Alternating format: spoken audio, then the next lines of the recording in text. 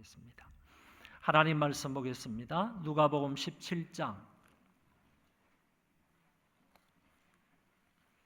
11절에서 19절입니다. 예수께서 예루살렘으로 가실 때에 사마리아와 갈릴리 사이로 지나가시다가 한 마을에 들어가시니 나병 환자 10명이 예수를 만나 멀리 서서 소리를 높여 이르되 예수 선생님이여 우리를 불쌍히 여기소서 하거늘 보시고 이르시되 가서 제사장들에게 너희 몸을 보이라 하셨더니 그들이 가다가 깨끗함을 받은지라. 그 중에 한 사람이 자기가 나은 것을 보고 큰 소리로 하나님께 영광을 돌리며 돌아와 예수의 발 아래 엎드려 감사하니 그는 사마리아 사람이라. 예수께서 대답하여 이르시되 10사람이 다 깨끗함을 받지 아니하였느냐? 그 9은 어디 있느냐? 이 이방인 외에는 하나님께 영광을 돌리러 돌아온 자가 없느냐 하시고 그에게 이르시되 일어나 가라 내 믿음이 너를 구원하였느니라 하시더라. 아멘.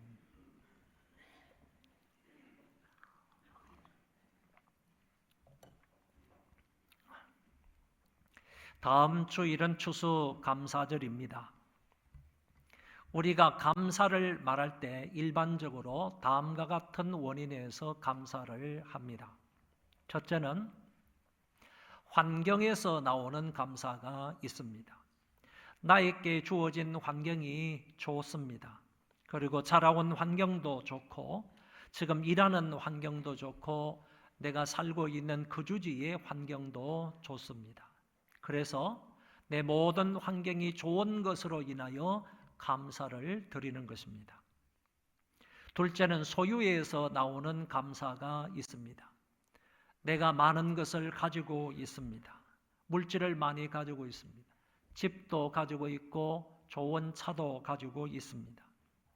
또한 깊은 학문을 탐구함으로 인하여 그것으로 높은 명예까지 얻었습니다. 맨손으로 시작을 했는데 사업체가 점점 더 커졌고 그리고 그것으로 인하여 부유해졌으며 또 넉넉한 살림이 되었습니다. 그래서 이 소유로 인하여 감사하는 것이 있습니다. 셋째는 신앙에서 나오는 감사입니다. 이것은 앞에서 말씀을 드린 환경에서 나오는 감사 그리고 소유에서 나오는 감사하고는 좀 다릅니다. 환경과도 상관이 없고 소유와도 상관이 없는 감사입니다. 하나님을 믿는 신앙에서 나오는 감사이기 때문입니다. 하나님이 성경을 통하여 우리에게 감사하라고 하시니까 우리는 그 말씀을 따라서 감사하는 것입니다. 범사에 감사하라고 하시니까 환경은 좋지 않고 소유가 넉넉하지 못해도 하나님 앞에 감사하는 것입니다. 봄은 봄이라서 감사하고 여름은 여름이라서 감사하고 또 가을은 가을이라서 감사하고 겨울은 겨울이라서 감사하는 것입니다. 이처럼 신앙적인 감사는 또는 신앙에서 나오는 감사는 범사에 감사하는 신앙입니다. 우리는 신앙인으로서 마땅히 좋은 환경으로 인하여 오는 감사를 넘어서고 또한 소유에서 오는 감사를 넘어서서 신앙에서 오는 감사를 드려야 하는데 그렇지 못할 때가 많다는 것입니다. 신앙적인 감사가 아니라 어떤 때는 환경이나 소유에서 오는 감사도 못할 때가 있습니다.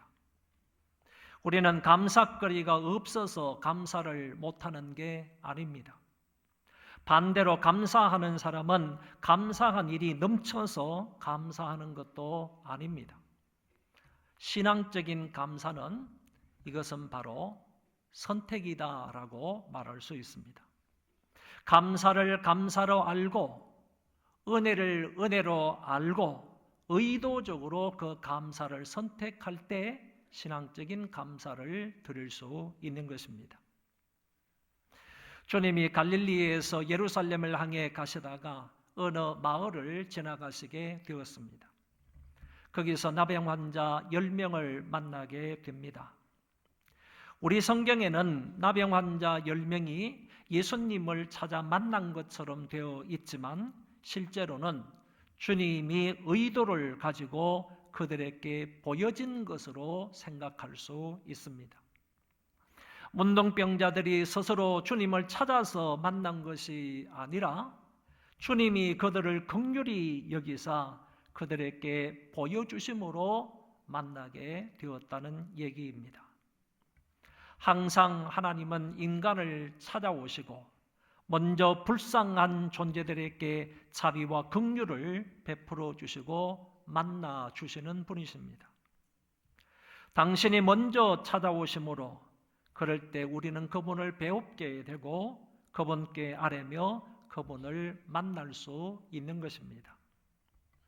10명의 나환자들이 우연히 지나가시는 주님을 만났지만 이것은 우연이 아니라 주님의 의도와 섭리 가운데 예수님께서 생각하신 것이 있으셨기 때문에 그 동네로 들어가셔서 그들을 만나 주셨다고 말할 수 있습니다. 문둥병자들은 한마디로 비참합니다. 나병은 무서운 전염병이며 저주받은 병이었습니다. 괴로움과 불치의 병이었습니다.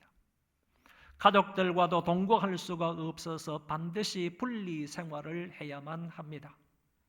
이 병에 걸리게 되면 자기들의 옷을 찢습니다. 그리고 머리카락을 풉니다. 그리고 사람들 앞에서 큰 소리로 부정하다, 나는 부정하다라고 외치며 마을 밖으로 가서 그곳에서 격리되어 사는 것입니다. 그만큼 철저하게 부정한 병으로 규정했고 사람들의 접근을 막았던 것입니다. 본문에도 보면 이들이 주님을 만나기는 만났지만 멀리서 있었던 것은 환자로서 감히 성한 사람들을 가까이 할 수 없었기 때문입니다. 율법의 규정에 의하면 적어도 이들은 마을과 멀리 떨어져 살아야만 했습니다. 이들이 멀리 서서 주님께 간청을 합니다. 예수 선생님이여, 예수 선생님이여, 우리를 불쌍히 여기소서. 이들은 큰 소리로 부르짖었습니다. 짧은 한마디의 말이지만 자기들의 모든 소원과 자기들의 모든 한을 담아서 주님께 이런 요청을 한 것입니다. 멀리 떨어져 있어서 큰 소리로 말해야 했겠지만 여기에는 그들의 간절함과 열망이 포함되어 있습니다. 주님이 그들의 부르짖는 소리를 들으시고 가서 제사장들에게 너희 몸을 보이라고 말씀하셨습니다.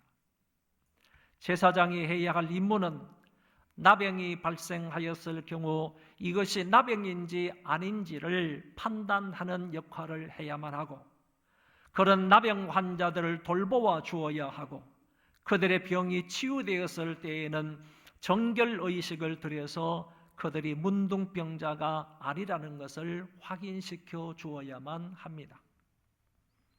그러니까 주님이 환자들에게 가서 제사장들에게 너희 몸을 보이라고 하신 것은 그들의 환부가 치유되었으니 제사장들에게 가서 치유된 사실을 확인하라는 뜻이 있는 것입니다.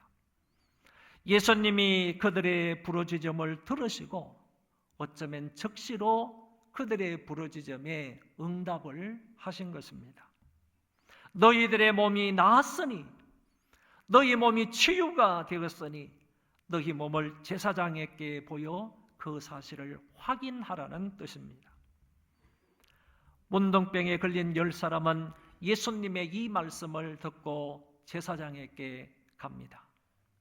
말씀을 믿고 가는 것, 말씀에 순종하는 것, 또는 믿음의 행위가 동반되는 것은 매우 중요하며 그때는 반드시 그 가운데 역사가 일어나는 것입니다.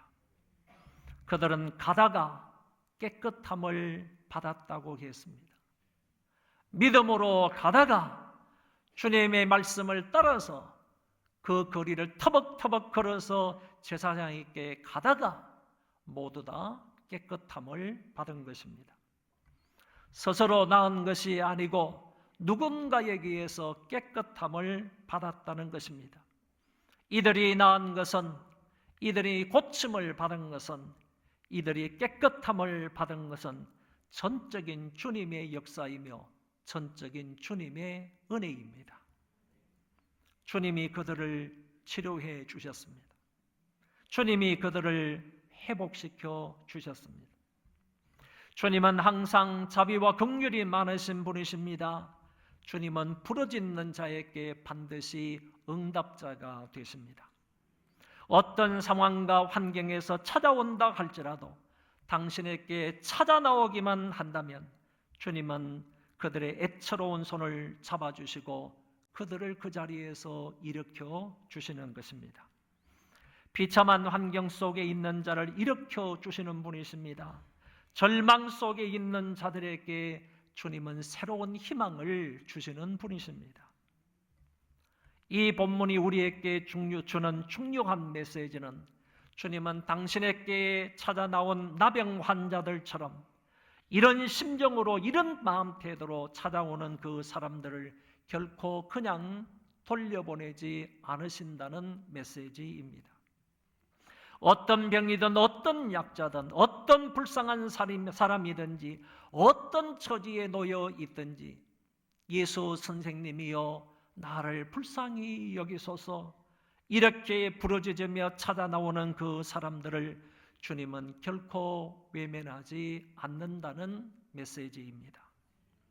고통스러운 문제, 인간이 해결할 수 없는 죄와 죽음의 문제, 재정적인 문제, 인간관계의 문제, 질병의 문제, 모든 문제, 어떤 문제라도 주님 앞에 와서 주님 나를 불쌍히 여겨주십시오, 큰 소리로 내 심정을 토해 놓으면 주님은 자비와 긍휼을 베풀어 주십니다. 주님은 반드시 그런 사람들을 치유하여 주시고 그 사람들을 회복시켜 주십니다. 만남은 축복입니다. 10명은 주님을 이곳에서 만남으로 일생일대에 대단한 복을 받았습니다. 그처럼 지긋지긋하고, 그처럼 암울하고, 그처럼 비참하고, 그처럼 고통스럽고, 그처럼 저주스럽고, 그처럼 억울하고, 그처럼 낙심스럽고, 그처럼 절망스러운 나병에서 이들이 고침을 받았으니 얼마나 기뻤겠습니까? 자신의 몸을 만지면서 기뻐 어찌할 줄을 몰랐을 것입니다. 아, 내 몸이 나았다, 내 몸이 치유를 받았다, 고함을 치면서 그들은 기뻐했을 것입니다. 펄쩍펄쩍 뛰면서, 그리고 서로 부둥켜 안고 울면서 감격을 했는지도 모르겠습니다. 그런데 섭섭한 일이 벌어졌습니다. 그 중에 한 사람이 자기가 낳은 것을 보고 큰 소리로 하나님께 영광을 돌리며 돌아와 예수의 발 아래 엎드려 감사하니 그는 사마리아 사람이라. 10명이 나음을 받았는데 그 중에 한 사람만이 큰 소리로 하나님께 영광을 돌렸다는 것입니다. 10명이 다 주님의 은혜를 받았는데 그 중에 한 사람만이 주님께 달려와 감사를 드렸다는 말씀입니다. 그 한 사람은 사마리아인이며 이방인이었습니다. 하나님을 잘 모르는 사람입니다. 그런데 그는 자기 몸에 나은 것을 알고 하나님 앞에 영광을 돌리며 주님께 감사를 드렸던 것입니다. 저는 여기서 이 한 사람의 감사를 좀 더 구체적으로 살펴보겠습니다. 본문의 이방인 사마리아 사람은 개별적으로 감사를 드렸습니다.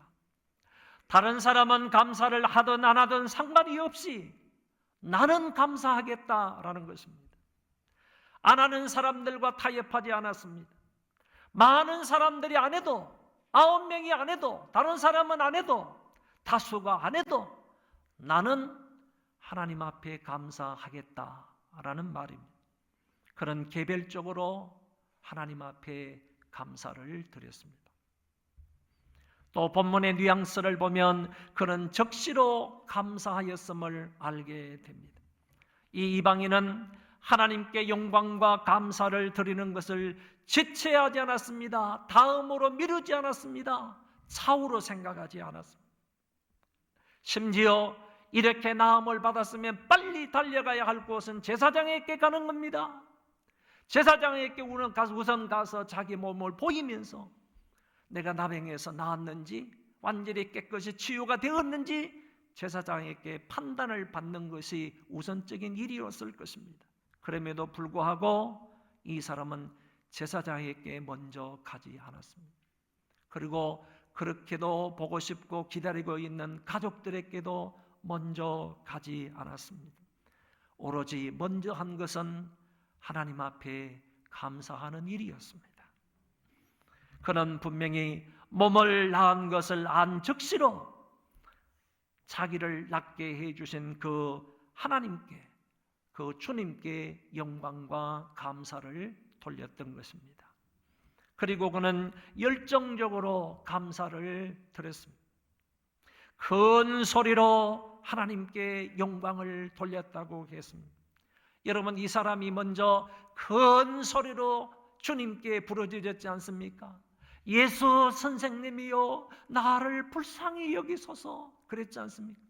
큰 소리로 우리 주님께 부르짖었을 때 그 소리를 들으신 예수님께서 응답해 주셨음을 알고 주님으로 인하여서 내가 나음을 받았다는 것을 알고 하나님 앞에 영광과 감사를 돌리는데도 그냥 그저 적은 소리로 한 것이 아닙니다. 미온적으로 감사를 드린 것도 아니고 소극적으로 감사를 드린 것도 아니고 큰 목소리로 하나님 감사합니다. 영광을 받으십시오.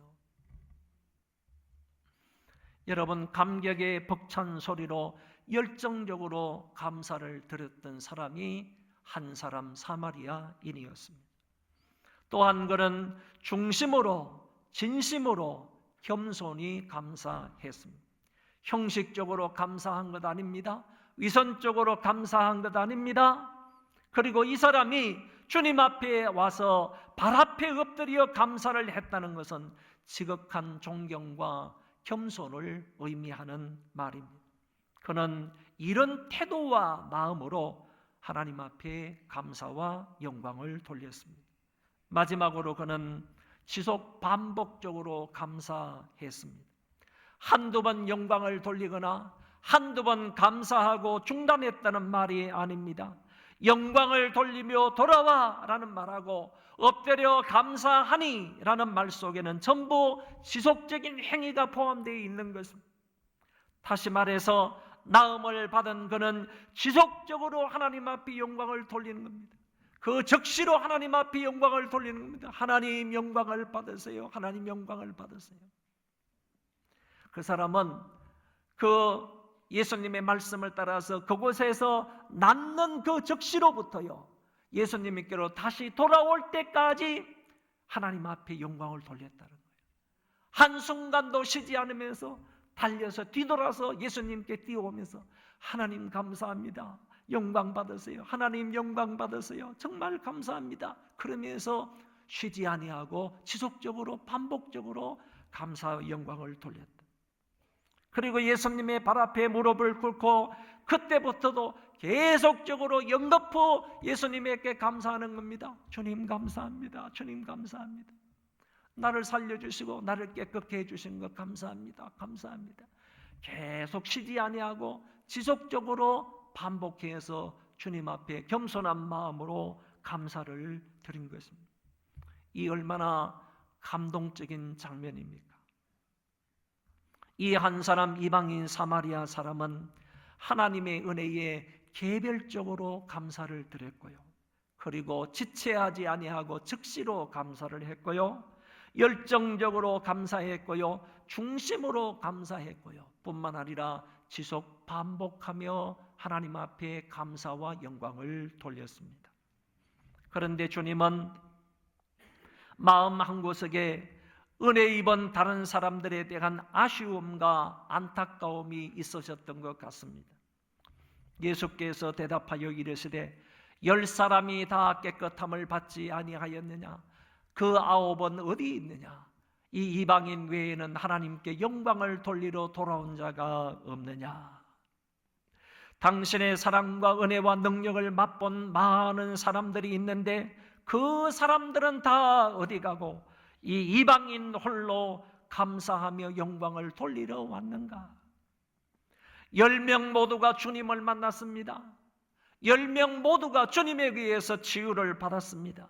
그렇다면 10명 모두가 당연히 하나님 앞에 영광을 돌리고 주님 앞에 와서 감사를 해야 되는 것 당연합니다. 만남과 치유는 반드시 마땅히 거기에 경배와 감사가 따라오는 것입니다. 그런데 대단한 역사가 자기들의 몸에 일어났음에도 불구하고 사람도 고치지 못하는, 의사들도 고치지 못하는 놀라운 기적이 자기들에게 일어났음에도 불구하고 하나님께 경배하고 감사하지 못한 사람들이 무려 10명 중에 9이나 된다고 하신 것입니다. 만남과 치유는 있었지만 경배와 감사가 없었던 그 모든 사람들이 무려 90%나 되었습니다. 진정으로 그것이 하나님의 은혜임을 알고 깨닫고 감사하는 사람이 의외로 적다는 말씀입니다.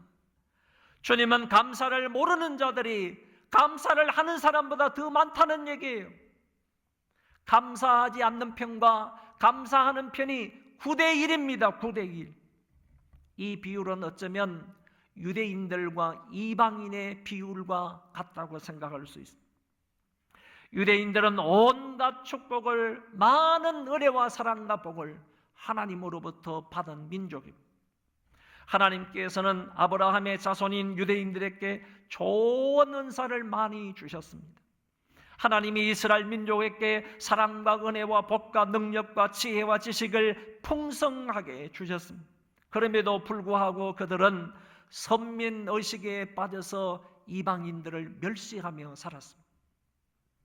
오늘 본문에 보면 더 큰 은혜와 사랑과 복을 많이 받은 유대인들 9명은 한 사람도 영광과 감사를 돌리지 않는데 오히려 그들로부터 멸시와 천대를 받던 이방인이 한 사람만이 하나님께 돌아와 영광을 돌리고 우리 주님께 감사를 드렸다는 것입니다.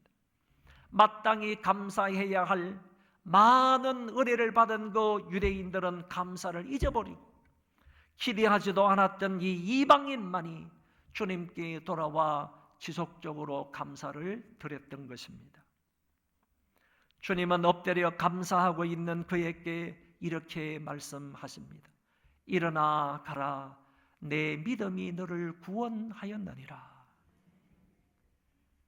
믿음과 감사의 결과는 영혼의 구원이었습니다.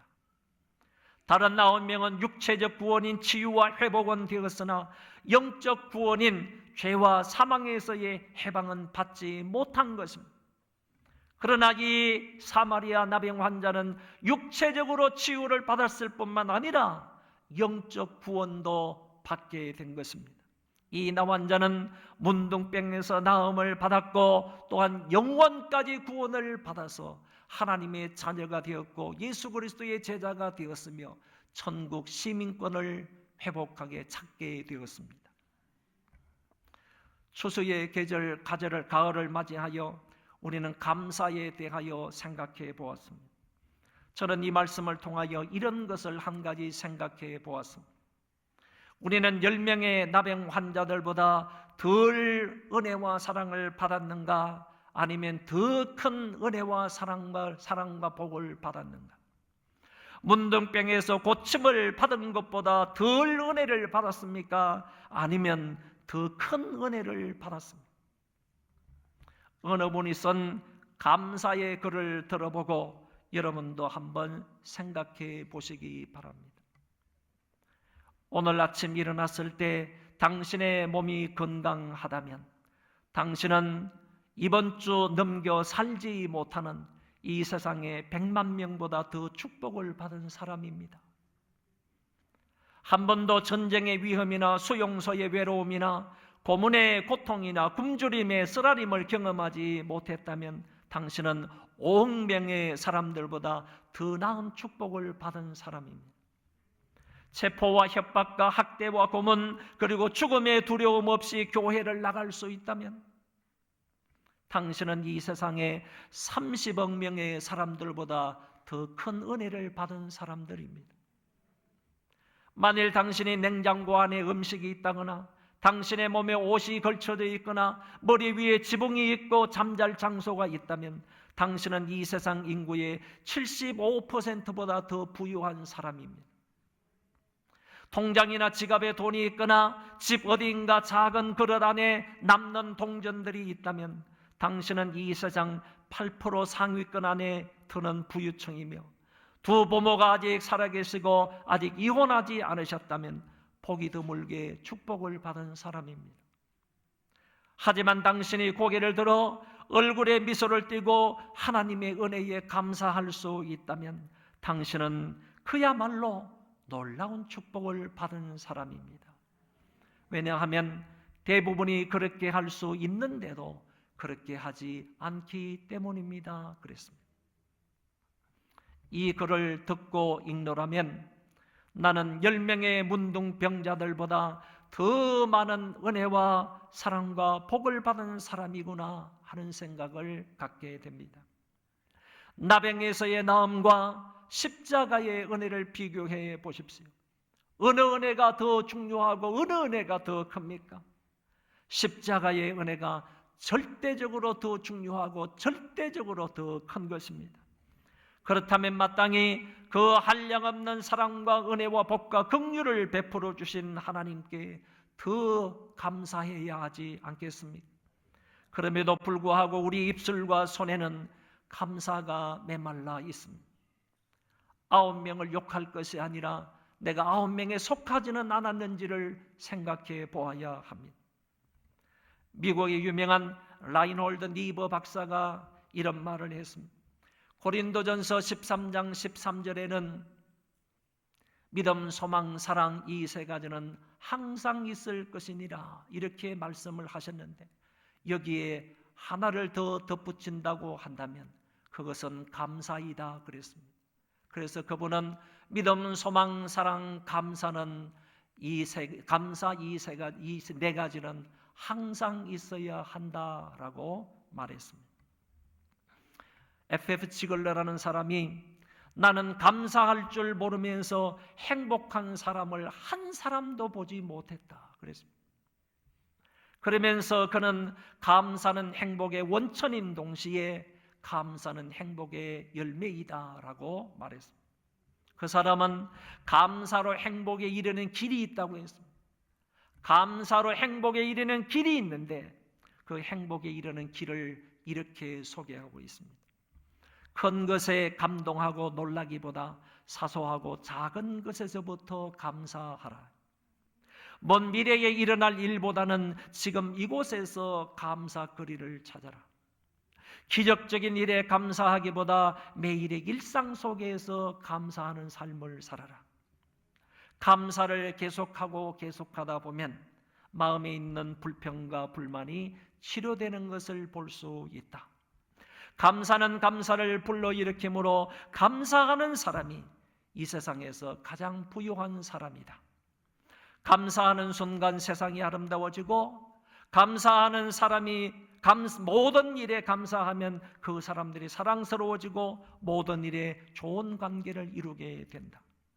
감사는 순간 축복이 임하며 동시에 하나님의 자녀가 된 것을 만방에 선포하는 일이다. 사랑하는 소망교회 성도 여러분, 환경 때문에도 감사하시고요, 소유 때문에도 감사하시고, 더 나아가서 신앙 때문에도 감사하는 전천후 신앙인들이 되시기를 바랍니다. 무엇으로 감사해야 할까요? 하나님이 지난 1년 동안 베풀어 주신 것을 곰곰이 생각을 해보면서 그 은혜에 마음으로 감사하시기를 바랍니다. 여러분의 입술로 친정으로 감사하기를 바랍니다. 물질로 감사하시고요, 받은 은혜와 사랑과 복을 나눔으로 감사할 수 있기를 바랍니다. 그런 사람에게 하나님은 더 큰 감사거리를 주시고 더 좋은 감사거리를 주십니다. 은혜가 있기를 바랍니다. 우리 그 자리에 다 일어나시겠습니다.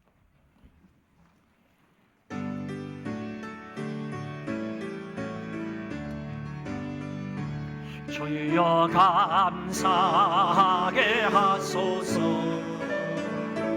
오늘 하루하루 순간을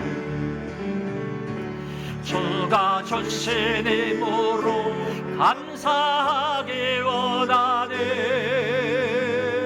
주여 나로 감사하게 하소서. 주여 감사하게 하소서.